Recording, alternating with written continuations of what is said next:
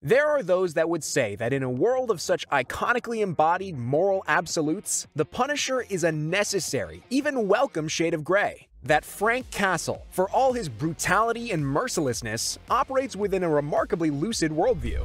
Those that trumpet Frank Castle's supposed valor believe that amongst all the Captain Americas and Doctor Dooms of the world, the Punisher represents a middle ground that is both reasonable and productive. The fight, those people would argue, between good and evil is less important than the battle between effective and ineffective. The never-ending cycle of debt between those who deserve revenge and those who deserve, well, punishment. However, upon further analysis of Frank's character, the opposite indeed holds true. Beyond Frank's supposed gray area lies a rigid moral absolutism of his own, a belief that to do wrong is to be deemed fit for death, and that he has been called to perform a righteous culling. Dive any deeper than surface level into the Punisher's psyche, and his rigorous practice of ruthlessness melts away, revealing a thickly veiled excuse for a man who tragically lost his family to wage war on something, anything, in order to exercise his deeply violent emotional trauma. More than anything, the Punisher needs someone to punish. That said, the character of Frank Castle is an exceedingly interesting one, and an extremely worthwhile character in the Marvel pantheon. But the Punisher should never be misconstrued as some misunderstood hero. At his worst, Frank Castle is nothing more than a loaded gun, looking desperately for something to be pointed at. The Marvel one-shot Punisher Kills the Marvel Universe shows us just what would happen if Marvel's resident murdering machismo was pointed in a slightly different direction. Number 1. Calamity at Central Park. Our story opens with a sadly common scene playing out on the streets of Hell's Kitchen, NYC. A young Matthew Murdock is being tormented and beaten by the neighborhood bullies, unwilling to strike back against the thugs. Their taunts of "Daredevil, Daredevil" ring out amongst the hustle and bustle of the big city. "Get up, Murdock! Come on! Daredevil!" sings one of the bullies as he winds back to strike his target again. Until a calm and intimidating voice softly sounds as the boy's arm is grabbed from behind. "Leave him be," says the young Frank Castle as he steps forward to break up the skirmish. "Why?" the young boy who would grow up to become Daredevil asks as his savior helps him up. "I hate bullies," Frank responds. "You don't hit him back, they're just gonna keep hurting you, Matt. Only way to stop them." Skip forward to the present, and the scene at Central Park is one of utter mayhem and destruction. The combined forces of the Avengers and the X-Men desperately defend against the strange and terrifying army of alien invaders, seeking nothing less than utter world domination. It's quite literally another day at the park for the super teams, but as with most super slugouts, the collateral damage is substantial. In fact, the price of the day's victory would be higher than any of the heroes involved could have imagined. Racing towards the park as the battle rages on is Frank Castle, a young city cop of some designation. His partner asks, "Damn it, Castle, what's the matter with you? They said hold." But Frank replies only, "They said the park. My wife took the kids to the park." When the two men arrive, the scene is one of complete destruction. It seems as though the Brood and the Skrull had intended a joint infiltration, only to be stifled by the Earth's most prominent super squads. But when Frank Castle arrives, he cares not for the triumph of the heroes. He cares only about their failures. Castle arrives just in time to see Daredevil verbally berating Cyclops of the X-Men. "You ripped the park apart with lasers and force blasts and God knows what," Daredevil lectures. "And you expect not to hurt any innocents?" Who else but Captain America comes to the mutant leader's defense? "We only learned of the alien force at the last second. We had no time to clear the area." But Daredevil isn't near finished with his witness. "This woman is dead. Her children are dead, and..." But Cyclops quickly offers his own rebuttal, failing to see the distraught man approaching the scene of the slain family. "It was unavoidable in a crossfire like that," Cyclops starts. Then, were they, or... I'm sorry. We didn't know they were there," the leader of the X-Men offers Frank meekly. Unsurprisingly, the apology isn't nearly enough to sate the white-hot rage bubbling up inside of Castle's chest. "You're sorry?" he scoffs before he wordlessly whips out his pistol and puts 2 bullets directly into Cyclops' skull. As quickly as he dispatched their leader, Frank whips around at the rest of the X-Men and lets rip a series of shots that take out the Avenger Hawkeye and the mutant hero Jubilee in quick succession. The quickest to act, long-standing berserker of the X-Men Wolverine lunges at Castle with hate in his eyes and dispatches the man, brutally scarring Frank's face in the process. Let me go! He killed her! He killed them all! He killed them all! Screams Logan as Colossus desperately holds his teammate back from killing the man.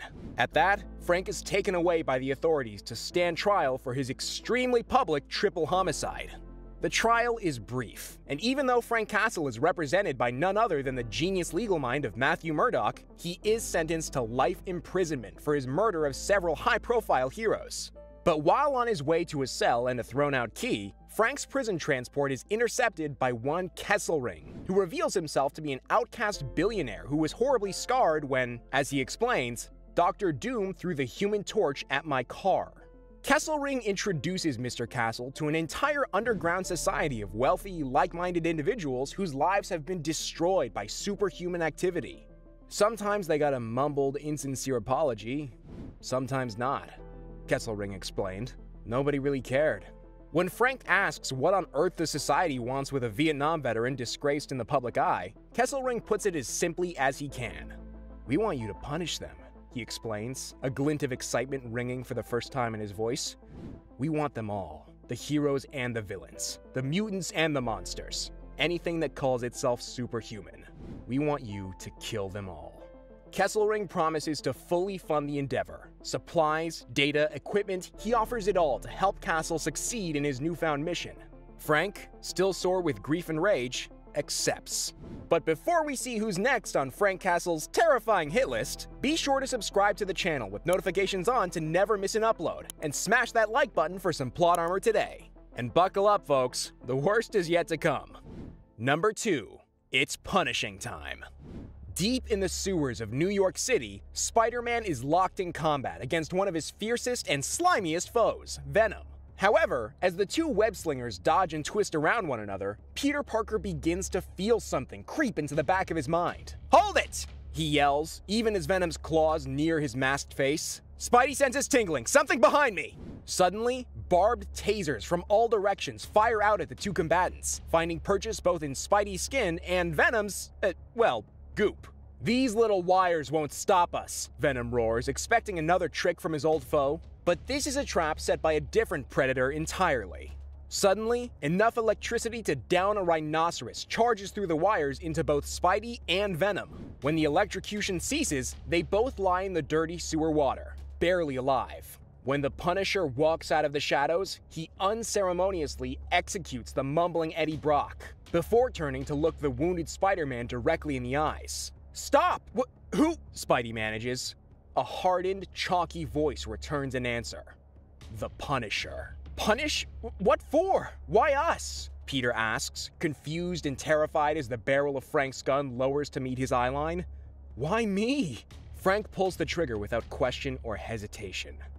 'Cause somebody had to be first, the Punisher says solemnly as he turns away from his victims. Next, Frank regroups with his right-hand man, Micro, and the two prepare to take down their next, much more high-octane target. The Hulk rampages through Midtown Manhattan with all authorities on site helpless to fight back against his raging might. Frank takes a much more careful approach, however, firing a single tracking dart into the Hulk's midsection, hiding the impact amongst the flurry of gunfire and screams that echo out from the scene. And now to wait for Hyde to revert to Jekyll, the Punisher thinks to himself. And sure enough, that night, Frank follows the ping from his tracking dart to an abandoned alleyway, where, sleeping soundly, a destitute Dr. Bruce Banner barely manages to lift his eyelids before Frank puts a bullet in his skull as well. From there, Castle ramps up his war on the world. After the Hulk, Frank sets his eyes on the infamous Kingpin of New York. After letting Micro cripple his operations from inside, Frank goes in guns literally blazing. He finds the Kingpin in his ivory tower, ready as ever to smash some heads. I took your threat to be exclusively against the superpowered community, Castle. The Kingpin seethes as the two men clash against one another, the Kingpin's overwhelming might making it supremely hard for Frank to get any clean shots off. I applauded you. I acquired a stockpile of weapons specifically to counter their power for your use. The King of Crime continues to berate Castle as Frank pulls two pistols from behind his back. I'd have assisted you with the full weight of my empire. The empire which your internet savages have dismantled over the last 3 days. Kingpin towers over Frank as he makes his final threat. You've taken everything from me. Now it's my turn. But just as Kingpin settles in to finish the job, Frank's two hidden sidearms whip around and begin laying into his target. Even so, Kingpin refuses to fall, stumbling closer and closer to the Punisher, yelling, "Dead man! Dead man!"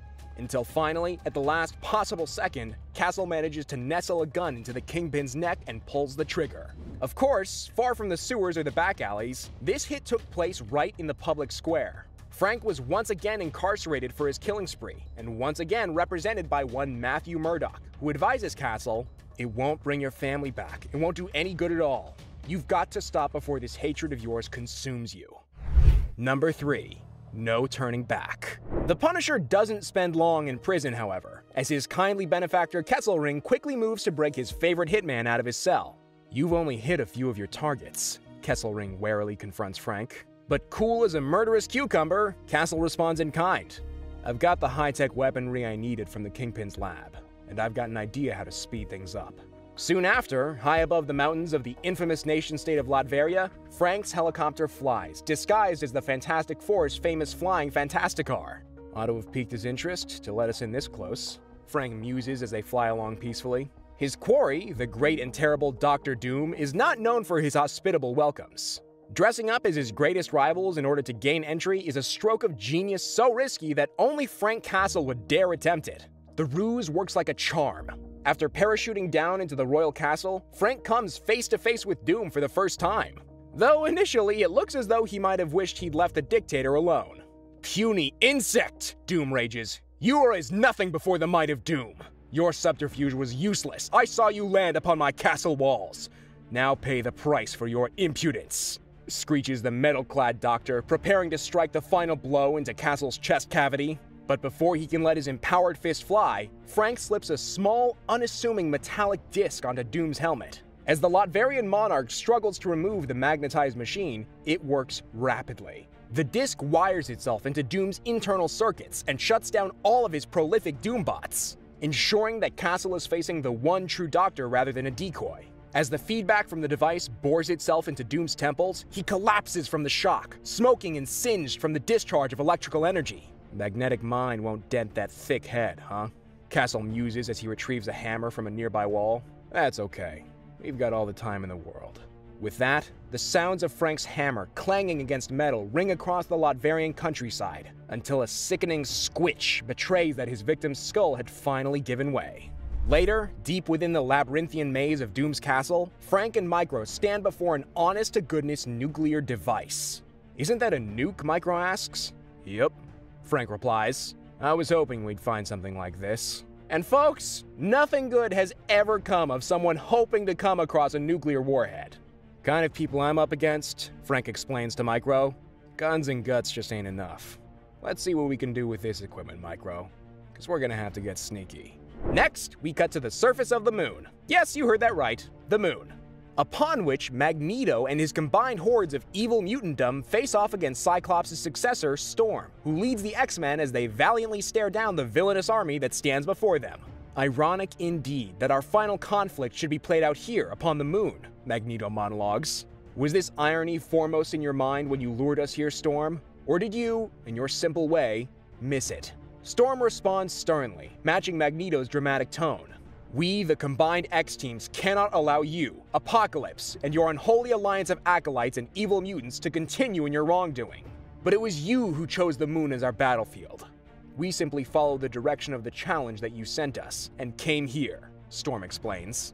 Both sides now look wary, as they realize that everyone here was assembled under false pretenses. They don't have long to consider the peculiarity, though, as just then, an atomic device created by none other than Dr. Doom emerges from the moon's surface and explodes with devastating effect, disintegrating nearly all of mutantdom in one terrible blast. "Now there's one small step for all mankind," Micro muses as he watches through binoculars from the safety of Earth. However, not all of mutanthood was wiped out in one fell swoop, as the one called Wolverine sits, drunk and disorderly, wallowing in his grief and sadness at the state of the world. "All my buddies die on the moon, and me in Japan on some lousy wild goose chase." Wolverine softly howls in defeat as he falls to his knees. "The Avengers get fried in a teleporter accident. Someone floods the vault, drowns every creepo they're holding down there. I mean, I even heard they found Mr. Fantastic dead in a dumpster." But as Wolverine wails, a shadowy figure emerges from the street behind him, with a familiar-looking scar across his cheeks. "I'm the one sent you chasing shadows in Japan while I did your buddies, runt." Frank mocks as he steps into the light. "Been saving you for a special occasion. Remember me?" With this, Wolverine is sent into a deeper rage than he'd ever entered before. "You dirty, murdering piece of..." he growls as he pops his famous claws. But the Punisher is ready for Logan, driving a punch directly into his neck. Wolverine stumbles, but quickly finds his footing as he slices Frank across the chest. Castle falls, but manages to kick Wolverine up and over him, sending the frothing X-Man into a nearby power plant. "Psycho creep!" Logan yells at Castle. "You killed my friends! Killed my friends!" Before unleashing his claws directly into the palm of Frank's hand. Wounded but still fighting, Frank struggles against Wolverine, softly saying, "They killed my family," as he grabs Logan's other claw and begins to sickeningly turn it on the mutant himself. "And they said sorry!" Frank screams as he drives Wolverine's own claw deep into his chest and out the back. After tossing the defeated X-Man into the electric fuse, Wolverine is burned to a crisp on the spot. Thus, the Punisher wiped out all of mutant kind single-handedly. All in a day's work for Marvel's resident genocidal maniac. Number 4. The final touches. At this point, the Punisher had worked his way through just about every hero and villain in the Marvel canon. With deadly accuracy and terrifying precision, Frank Castle used his violent and horrific skill set to carve, shoot, stab, and explode his way through just about every single superpowered individual on the planet. "He has succeeded beyond our wildest expectations," decreed Kesselring. "In 3 short years, he has exterminated nearly 500 superhumans. He has been apprehended by the law only on 2 occasions, and freeing him has been comparatively simple. Nothing can stop him from completing the task we gave him: kill them all." But even still, at the height of all this violence, one man still stands by Frank, hoping and praying that he will see the error of his ways. Matt Murdock, attorney by day, daredevil by night, pleads with the Punisher. "You can't go on forever, Frank. Just because whoever it is keeps breaking you out doesn't mean you can escape your fate. Stop before you cause more bloodshed, either your own or..." But Frank stops his lawyer there. He looks up at Murdock with a question in his eyes. "I've killed 500 times. I'm a mass murderer. The system failed me, Murdock. It couldn't protect my family. It couldn't punish the guilty. It can't even hold me. So why do you care?" Matt just looks back at the poor, broken man and says, "In God's name, Frank. Because somebody has to." This gives the Punisher a moment's pause. But only a moment, before he replies, "I'm not stopping, Matt. Never. Forget about me." The Punisher's next target is one of immense emotional and personal importance to Frank. And who else could it be but the first Avenger, Captain America himself? When Frank finally cornered Cap in an abandoned warehouse, his guns proved no use against Cap's increased reflexes and shield work. "That's the last of your bullets, Castle. The end of your weapons," Cap warns. "Just you and me now." The steely, cold anger in Captain America's eyes pierces deep into the Punisher's soul. Cap approaches Frank and throws him straight through a nearby wall, showing his martial dominance over even one such as the Punisher. "What happened to you, Castle?" Cap asks, spitting the words with disgust. "You were a soldier once. Now you're a disgrace." Frank spits blood onto the floor and wipes his lips. "Yes, sir. I was a soldier," he says slowly. "But I guess you could say I once had myself a my lai kind of day." Cap is puzzled. "A what?" he asks. "My lai, sir. Vietnam," Castle responds. "Or have you forgotten the Nam? I know we didn't fight in the same circles. If you had, you'd know to scope out a scene before a battle," Frank says as he produces a gun from a nearby hiding spot with deadly speed and aim. "Like I did when I stashed this. You haven't been where I've been at all," Frank says solemnly, then continues, "So who are you to judge?" As he tenses his finger on his trigger, sending a bullet exploding from his chamber directly into Captain America's star-spangled skull. Now, the relationship between Frank Castle and Steve Rogers has always been a supremely interesting one. Steve, the brave American war hero who helped defeat the Nazis. Frank, the troubled Vietnam vet from one of America's most shameful moments. Neither valiant nor virtuous. This scene in particular reminds me of one of my all-time favorite Punisher moments from Marvel's first Civil War event, which lays out the differences between Castle and Rogers in stark clarity. At the height of the superhuman Civil War, Captain America's side was looking to bolster their numbers. Iron Man and S.H.I.E.L.D. had long since started using the Thunderbolts program to conscript convicted supervillains into service for their own ends, and Captain Rogers' reserve forces were growing thin. When a number of supercriminals approached Cap looking to join up with his side, the Punisher didn't even blink before gunning them down on the spot in front of everyone. Cap came down hard on Frank, calling him a murderous piece of trash and beating him mercilessly. But Frank refused to fight back. "Not against you," he whispered through broken teeth. Afterwards, Cap briskly expelled Frank from his ranks. But what always stands out to me is Spider-Man's perspective on the situation. When Patriot asks, "I wonder why he didn't hit Cap," Spidey responds, "Are you kidding me? Cap's probably the reason he went to Vietnam. Same guy, different war." That one sentiment really sums up the relationship between Frank and Steve, and it makes their climactic final encounter during Punisher Kills the Marvel Universe all the more impactful. But as emotionally turbulent as Frank's final face-off against Cap was, nothing compared to his final 3 victims, each of which has their own lesson to teach the Punisher, lessons that would eventually end in tragedy. Frank begins his farewell tour at the home of his illustrious financial backer, Kesselring. The men and women who hired Frank raise a glass in his honor and toast to his name. But the glory they pay to the Punisher backfires, as Frank walks out of the festivities, cautioning, "What I do is nothing to celebrate. I just do it. There's only one target left, Daredevil. I'm taking him out tonight. After that, you'll never see me again." This infuriates Kesselring, who is under the impression that Frank believed in the righteousness of their mission as much as anyone. "Stop right where you are," the old man orders. "We saved you from jail. We sent you on your mission. We gave your worthless life meaning, and you work for us." Kesselring made a common mistake in his dealings with Frank, mistaking the Punisher's cooperation for loyalty. "I do what I do for me, Kesselring," Frank tells the man. "After tonight, I'm through." Inevitably, this upsets Kesselring beyond recognition.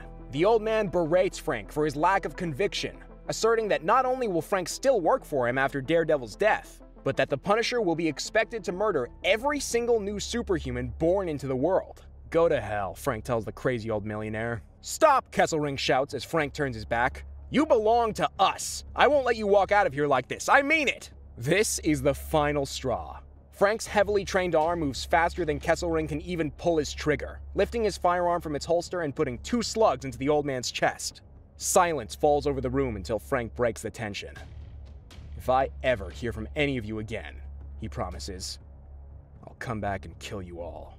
And with that, the Punisher leaves his sick, twisted sponsors to their drinks. Finally, Frank stalks the rooftops of Hell's Kitchen looking for the last target on his list. But this hit is different. Frank knows that Daredevil could be his most difficult mark yet. Proving the point, Daredevil actually manages to sneak up on Frank rather than the other way around. An impressive feat in its own right. "Welcome home, Frank." Daredevil's calm, even voice sounds from behind the Punisher. "Back where it all began, Not for me," Frank tells his target. "It began for me way uptown in the park 5 years ago. Hell's Kitchen means nothing to me now." But Daredevil sees through the pain and misery Frank wears like a shield. "You're wrong, Frank," the masked Matthew Murdock says. "Maybe you've just forgotten. But this is where it began." This angers Frank, who lashes out with a flurry of gunfire that just barely misses Daredevil as he flips up and over the hail of bullets. The Devil of Hell's Kitchen comes down hard on Frank as he lands, following up with multiple blows in quick succession. Daredevil even kicks Frank so hard that the Punisher completely falls off the rooftop and plummets down to the street below. "Give it up, Frank," Daredevil warns politely. But still, Frank hurls himself towards his prey. Desperate and sloppy, Daredevil follows up with a brutal knee straight to the Punisher's chin. As Frank collapses into the street, Daredevil's tone softens. "Please," he asks, begging Frank to reconsider. "You've killed just about everyone, Frank. Some very good people and some very bad people, but people all the same. And you murdered them all." But even here, at the end, Frank remains too staunchly dyed in his own colors to back out now. "I killed a bunch of arrogant scum," he spits. "You hide behind your masks and you think you've got the right to kick the world into the shape you want it to be. And too bad if anyone says different." Daredevil reaches down to take Castle's hand, to offer him an olive branch. But even as his target pleads, "I'm begging you, let it end," Frank sees his opportunity and takes it. In one fluid motion, he grabs Daredevil's outstretched arm and pulls the masked vigilante in, driving a knife deep into the Devil's chest. As he lies dying, Daredevil pulls off his mask, revealing the face of the attorney who never lost faith in Frank's rehabilitation. "Matt?" Castle yells at the realization. Murdock lays on the street, his eyes shut as his body begins to shut down. "There's always someone under the mask, Frank," Matt manages to say with his dying breath. "But you killed us all." With that, the Punisher is left in cold silence. Standing above the body of his final target, Frank considers all that he's done.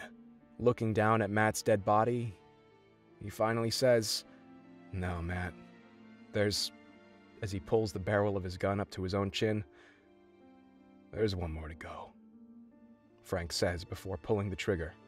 A tragic but fitting final punishment for one whose crimes outnumbered any other.